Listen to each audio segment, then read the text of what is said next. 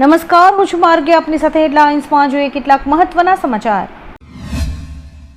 પશ્ચિમ બંગાળના ઉત્તર 24 પરગણામાં ભાજપ નેતા સુવેન્દુ અધિકારીના પીએ ચંદ્રનાથ રથની ગોળી મારીને હત્યા કરવામાં આવી છે. બુધવારે રાત્રે સ્કોર્પિયોમાં ઘરે જઈ રહેલા રથ પર ઓસ્ટ્રેલિયન ગ્લોક પિસ્તોલથી 10 રાઉન્ડ ફાયરિંગ થયું હતું. રથના હૃદય અને પેટમાં ગોળીઓ વાગતા તેમનું મોત નીપજ્યું હતું, જ્યારે કે ડ્રાઈવર સહિત 2 લોકો ઘાયલ થયા છે. ભાજપે આ હત્યા પાછળ ટીએમસીનો હાથ હોવાનો ગંભીર આરોપ લગાવ્યો છે.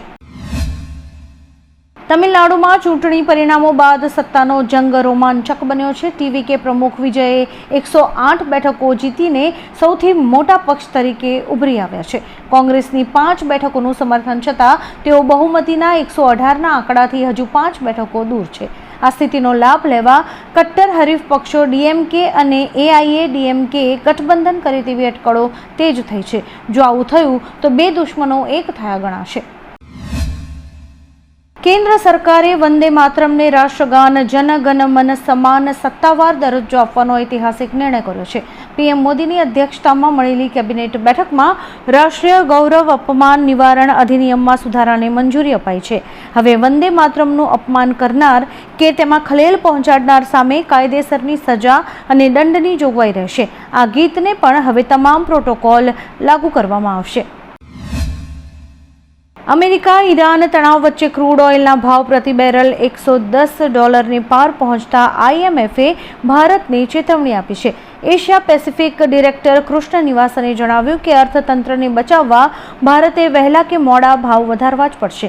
અત્યારે ભારતીય ક્રૂડ બાસ્કેટ $118.70 પર ટ્રેડ થઈ રહ્યો છે. જો ભાવ નહીં વધારે તો બજાર પર માઠી અસર પડશે. જોકે ભારત સરકાર અત્યારે ભાવ વધારો ન કરવાના નિર્ણય પર મક્કમ છે. ઓપરેશન સિંદૂરના 1 વર્ષ પૂર્ણ થવા પર બીજેપીએ એક મોટો નિર્ણય લીધો છે.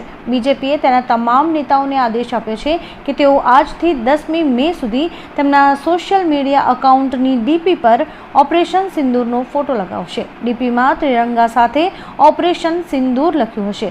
આ સાથે જ પાર્ટીએ એમ પણ કહ્યું કે તમામ નેતા તેમની પોસ્ટમાં #ઓપરેશન સિંદૂરનો ઉપયોગ જરૂર કરે, જેની શરૂઆત પીએમ મોદીએ તેમની એક્સ પ્રોફાઇલ બદલીને કરી છે. અમેરિકી રાષ્ટ્રપતિ ટ્રમ્પે દાવો કર્યો છે કે તેઓ ઈરાન સાથે પરમાણુ કરાર અને યુદ્ધ રોકવાની અત્યંત નજીક છે. જોકે ઈરાને આ અહેવાલોને અતિશયોક્તિપૂર્ણ ગણાવ્યા છે. પાકિસ્તાન મારફતે મધ્યસ્થીના પ્રયાસો ચાલુ છે, પરંતુ ઈરાને અમેરિકાની કેટલીક શરતોને વિશ લિસ્ટ કહીને ફગાવી દીધી છે. ટ્રમ્પે ચેતવણી આપી છે કે જો વાતચીત નિષ્ફળ જશે તો બોમ્બમારો ફરીથી શરૂ થશે. અત્યારે વિશ્વની નજર 24 કલાકમાં સંભવિત યુદ્ધ વિરામ પર ટકેલી છે. પશ્ચિમ બંગાળના બસીરહાટ જિલ્લામાં ભાજપના કાર્યકર્તા રોહિત રોય પર ફાયરિંગ થયું છે. તેમને ગંભીર હાલતમાં હોસ્પિટલમાં દાખલ કરાયા છે. આ ઘટના સુવેન્દુ અધિકારીના પીએની હત્યાના થોડાક જ કલાકો બાદ સામે આવી છે. જણાવવામાં આવી રહ્યું છે કે રોહિત પર હુમલો પાર્ટીનો ઝંડો ફરકાવવાના વિવાદને કારણે કરાયો હતો. આ ઘટનાથી વિસ્તારમાં તણાવપૂર્ણ માહોલ છવાયો છે. બિહારમાં સમ્રાટ ચૌધરીની આગેવાની હેઠળની સરકારની કેબિનેટનું વિસ્તરણ થઈ રહ્યું છે, જેમાં બિહારના પૂર્વ મુખ્યમંત્રી નીતિશ કુમારના પુત્ર નિશાંત કુમાર પણ સમ્રાટના મંત્રીમંડળમાં સામેલ થયા છે. તેમણે મંત્રી પદના શપથ લીધા છે. કુલ 32 મંત્રીઓના શપથ ગ્રહણ થયા છે. ભાજપ, જેડીયુ અને સાથી પક્ષોના ક્વોટામાંથી શપથ લેનારા મંત્રીઓમાં અનુભવી દિગ્ગજોની સાથે ઘણા નવા ચહેરાઓને પણ સ્થાન અપાયું છે. પશ્ચિમ બંગાળના ઉત્તર 24 પરગણાના પનીહાટીમાં ભાજપ કાર્યકરો પર દેશી બોમ્બથી હુમલો કરાયો છે. બાઇક પર આવેલા બદમાશોએ સતત 3 બોમ્બ ફેંકતા 5 લોકો ગંભીર રીતે ઘાયલ થયા છે, જેમને આરજીકર મેડિકલ કોલેજમાં ખસેડાયા છે. સુવેન્દુ અધિકારીએ આ ઘટનાને જંગલરાજ ગણાવીને દોષિતો સામે કડક પગલાંની માંગણી કરી છે. ચૂંટણી બાદ ફેલાયેલી આ હિંસાને પગલે ભારે તણાવ જોવા મળી રહ્યો છે. અમદાવાદની ઘી કાંટા કોર્ટમાં હાઈકોર્ટના આદેશ મુજબ મુસ્લિમ યુવક અને હિન્દુ યુવતીના લગ્ન નોંધણી સામે વીએચપીએ હોબાળો કર્યો છે. ચુસ્ત પોલીસ બંદોબસ્ત વચ્ચે વીએચપી કાર્યકરોએ લવ જેહાદના વધતા કિસ્સાઓ અંગે સરકારની સામે સવાલો ઉઠાવ્યા હતા. સંગઠનનો દાવો છે કે તેઓએ 1 વર્ષમાં 150થી વધુ દીકરીઓને પરત લાવી છે. યુવતી છેલ્લા 2 મહિનાથી નારી સંરક્ષણ ગૃહમાં હતી. પશ્ચિમ બંગાળના બીજેપી અધ્યક્ષ સુવેન્દુ અધિકારીના પીએ ચંદ્રનાથની હત્યા પર સુવેન્દુ અધિકારીનું નિવેદન હવે સામે આવ્યું છે. તેમણે કહ્યું કે આ સમયે આ વિષય પર હું કોઈ પણ રાજકીય પ્રતિક્રિયા આપવા નથી ઈચ્છતો. જે રીતે હત્યા કરાઈ છે તે સામાન્ય નથી. વધુમાં તેમણે કહ્યું કે આ હત્યા સંપૂર્ણ યોજના સાથે કરાઈ છે અને આ એક તપાસનો વિષય છે. સુરતના 10 ટેક્સટાઇલ વેપારીઓએ ગૌમાતાને સન્માન અપાવવા પોતાના લોહીથી વડાપ્રધાન મોદીને પત્ર લખીને અનોખો વિરોધ નોંધાવ્યો છે. સિરિંજથી લોહી કાઢીને લખાયેલા પત્રમાં ગાયને રાષ્ટ્રમાતા જાહેર કરવા અને અલગ ગૌ સંવર્ધન મંત્રાલય બનાવવાની માંગણી કરાઈ છે. આ અભિયાનને 5 લાખ લોકોએ સહીઓ દ્વારા સમર્થન આપ્યું છે. આજે આ આવેદનપત્ર કલેક્ટરને સોંપીને દિલ્હી સુધી અવાજ પહોંચાડવાનો પ્રયાસ કરાશે. ગાંધીનગરના અડાલજમાં દાદા કન્વેન્શન સેન્ટર ખાતે મહેસૂલી વિભાગની ત્રિદિવસીય ચિંતન શિબિરનો આજે સમાપન સમારોહ યોજાયો હતો. નાયબ મુખ્યમંત્રી હર્ષ સંઘવીએ હાજરી આપીને જિલ્લા કલેક્ટર્સની કામગીરીની સમીક્ષા કરી અને ભવિષ્યના લક્ષ્યાંકો નક્કી કર્યા. તેમણે છેલ્લા 5 મહિનામાં ચૂંટણી અને એસઆઈઆરમાં કલેક્ટર્સની કામગીરીની પ્રશંસા કરી. નવી ટેકનોલોજી દ્વારા ઝડપી સેવા આપવા પર તેમણે ભાર મૂક્યો હતો. સુહેલ દેવ ભારતીય સમાજ પાર્ટીના ચીફ ઓમ પ્રકાશ રાજભરે સપાના પ્રમુખ અખિલેશ યાદવ સહિત તમામ પાર્ટીઓ પર નિશાન સાધ્યું હતું. તેમણે એક પ્રેસ કોન્ફરન્સમાં પશ્ચિમ બંગાળ ચૂંટણી પરિણામ પર કહ્યું કે પશ્ચિમ બંગાળનું પરિણામ આવ્યું તો અખિલેશ યાદવ બેભાન થઈ ગયા હતા અને 4 કલાક સુધી બેભાન રહ્યા હતા.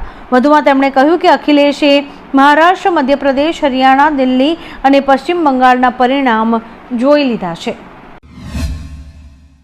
મેઘરજ તાલુકાના ઈસરી ગામના ઉત્પલ પટેલે ગિફ્ટ સિટીમાં ડેટા સેન્ટરના નામે મોટું રોકાણ કૌભાંડ કર્યું હોવાના આક્ષેપો સામે આવ્યા છે. પ્રાથમિક અંદાજ મુજબ કૌભાંડની રકમ 500 કરોડ સુધી પહોંચી શકે છે. તેમણે ગિફ્ટ સિટી, નોઈડા અને કાશ્મીરમાં લક્ઝુરિયસ ઓફિસીસ ખોલીને 1 TB સ્ટોરેજ માટે ₹38,000નું રોકાણ કરાવી દર મહિને ₹1,650 ભાડું આપવાની લાલચ આપી હતી. ઉત્પલ પટેલ વિદેશ ભાગી ગયા હોવાની શક્યતા છે. સ્થાનિક સ્વરાજ્યની ચૂંટણી દરમિયાન પક્ષ વિરોધી પ્રવૃત્તિ કરવા બદલ કોંગ્રેસે કડક પગલું અપનાવ્યું છે. પક્ષની આ કડક કાર્યવાહીથી ગાંધીનગર જિલ્લાના 20 નેતાઓને સસ્પેન્ડ કરાયા છે. અધિકૃત ઉમેદવારોને નુકસાન પહોંચાડવા અને શિસ્તભંગના ગંભીર આરોપ હેઠળ જિલ્લા કોંગ્રેસ સમિતિએ આ કાર્યવાહી કરી છે, જેમાં સૌથી વધુ માણસા તાલુકાના નેતાઓ સામેલ છે. સાબરકાંઠાના પોશીના તાલુકાના આજાવાસ ગામે ગેરકાયદેસર ગાંજાના વાવેતરનો પર્દાફાશ થયો છે. એસઓજીની ટીમે ડ્રોન કેમેરાની મદદથી આ ખેતરનું સર્વેક્ષણ કરીને 24 છોડમાંથી 25.306 કિલો ગાંજો જપ્ત કર્યો છે, જેની કિંમત ₹12,65,300 છે. રાજેટા ફળિયામાં રહેતા હકમાભાઈ લખાભાઈ ગમારના ઘર આગળના ખેતરમાંથી આ વાવેતર મળી આવ્યું હતું. એસઓજી અને નાર્કોટિક્સ સેલને મળેલી બાતમીના આધારે કાર્યવાહી કરીને આરોપીની ધરપકડ કરાઈ છે. પંજાબના જાલંધરની એપીજે સ્કૂલને બોમ્બથી ઉડાવી દેવાની ધમકી મળી છે. આ ધમકી શાળાના ઈમેલ પર મોકલવામાં આવી હતી. ધમકી મળ્યા બાદ સમગ્ર વિસ્તારમાં ફફડાટ વ્યાપી જવા પામ્યો હતો. આ ધમકી વીતેલા દિવસોમાં બીએસએફ હેડક્વાર્ટરની બહાર થયેલા વિસ્ફોટ અને આજે મુખ્યપ્રધાન ભગવંત માનના જાલંધર પ્રવાસની વચ્ચે અપાઈ છે. સુરક્ષાના ભાગરૂપે સંકુલ તરત ખાલી કરી દેવાયું હતું. વડોદરાના માંજલપુર વિસ્તારના ઇમિગ્રેશન કન્સલ્ટન્ટ મેહુલ પટેલ સાથે 70 લાખ રૂપિયાની છેતરપિંડી કરાઈ છે. આરોપી અંકિત ઉર્ફે અક્ષિત ઉર્ફે રાજ ઉર્ફે રોકી પટેલે ફિનલેન્ડ અને આલ્બેનિયાના વર્ક પરમિટ વિઝાની લાલચ આપી મોટી રકમ લીધા બાદ નકલી વિઝા અને ઓફર લેટર મોકલ્યા હતા. મૂળ ગાંધીનગરના અને અત્યારે નોઈડામાં રહેતા આરોપી સામે અકોટા પોલીસ સ્ટેશનમાં ફરિયાદ નોંધાઈ છે. સપા પ્રમુખ અખિલેશ યાદવે કોલકાતામાં ટીએમસી પ્રમુખ મમતા બેનર્જી અને તેમના ભત્રીજા અભિષેક બેનર્જી સાથે મુલાકાત કરી હતી. આ મુલાકાત દરમિયાન બંને નેતાઓ વચ્ચે બંગાળ ચૂંટણીના પરિણામો પર ચર્ચા થઈ હતી. ઇન્ડિયા ગઠબંધનના 2 મોટા નેતાઓની આ મુલાકાતની ખાસ મનાઈ રહી છે. 2027ના ઉત્તર પ્રદેશ વિધાનસભા ચૂંટણી પહેલા સપા અને ટીએમસી વચ્ચે રાજકીય સંકલનને લઈને પણ ચર્ચાઓ તેજ થઈ છે. અમદાવાદ બલોલ નગર બ્રિજ ઉપર ફરી એકવાર ગંભીર અકસ્માત સર્જાયો છે. ન્યૂ રાણીપથી બલોલ નગર તરફ જતા બાઇક ચાલકે ઝડપ કરવામાં કાબુ ગુમાવતા ડિવાઈડર સાથે અથડાઈને બ્રિજની પાળી તોડી નીચે પટકાયો હતો. અકસ્માતમાં બાઇક ચાલકને માથામાં ગંભીર ઇજા થતાં વધુ પડતું લોહી વહી ગયું હતું. તેને તાત્કાલિક સોલા સિવિલ હોસ્પિટલમાં સારવાર માટે ખસેડાયો છે. કચ્છ અને દ્વારકાના દરિયાકાંઠેથી કરોડોનું ચરસ ઝડપાયું છે. કચ્છના ક્રીક વિસ્તાર અને દ્વારકાના કલ્યાણપુર દરિયાકાંઠેથી મોટા પ્રમાણમાં ચરસનો જથ્થો ઝડપાયો છે. આ ડ્રગ્સની કિંમત ઇન્ટરનેશનલ બજારોમાં કરોડોની હોવાનું સામે આવ્યું છે. કચ્છના દરિયાઈ સરહદી વિસ્તારમાં 10 પેકેટ તો દેવભૂમિ દ્વારકાના દરિયાકાંઠે 4.548 કિલો ચરસ મળી આવી છે. આ મામલે પોલીસે ગુનો નોંધીને વધુ તપાસ હાથ ધરી છે. વલસાડમાં ભર ઉનાળામાં અચાનક વાતાવરણ પલટાયું છે. જિલ્લાના વિવિધ વિસ્તારોમાં ઝરમરથી લઈને ધોધમાર વરસાદ પડ્યો છે.